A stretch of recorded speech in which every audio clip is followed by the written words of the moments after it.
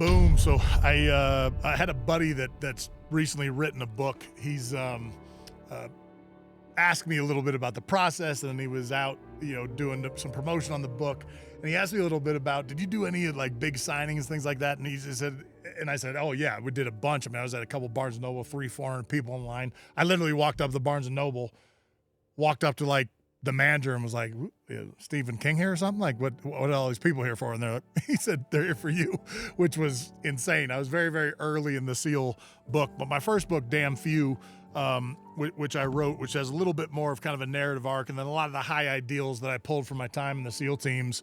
That was in an era when you really still did a book tour. So, I mean, I went to New York City for Fox News and a bunch of radios and podcasts, and then kind of promote the book. And then I'd go out to actual bookstores to promote the book. And I'd never done any of that, of course, so I didn't know what the protocol was. And what ended up happening, they'd be like, hey, it's pretty typical for an author to read, something, a passage from the book and share it. So I was like, that's not a bad idea. Maybe I'll share a couple, because I haven't looked at the book in too long. I think you write one. Churchill kind of talked about it. You wrestle with a beast, you finally kill it, and then send it out into the world about writing.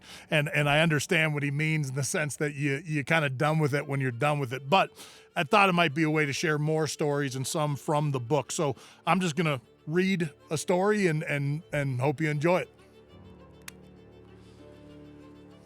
This first chapter I called Train Tough. So every one of my chapters I start with a quote. And so the quote is, we should remember that one man is much the same as another, and that he who is best is trained in the severest school. Thucydides. And then this is my pre-story about some of our guns. The M4 is a loud rifle. The Mark 48 machine gun is even louder. And the boom from a 50 cal comes on so strong it can rattle nearby buildings and shake large hills. On a gun range, we all wear ear protection. We have to. These weaponings can be deafening. But when battle was raging and I was squeezing off rounds, I swear I never heard the sound of my own weapon, barely an inch from my right ear. I felt the recoil. I smelled the smoke. I saw the brass fly out of the ejection port. I knew I was getting rounds in on my target, but it was like someone else had reached a giant hand onto the battlefield and turned down the volume on the shooting soundtrack. There's actual science behind this. When a lion roars at full throat, the sound is so loud, marked at somewhere around 114 decibels or so, the rough equivalent of a jackhammer on a midtown Manhattan sidewalk, the lion should suffer serious hearing damage. But that doesn't happen. When the lion is in full battle cry, something in his genetic coding knows to protect him from the ear-splitting volume of his own ferocious roar.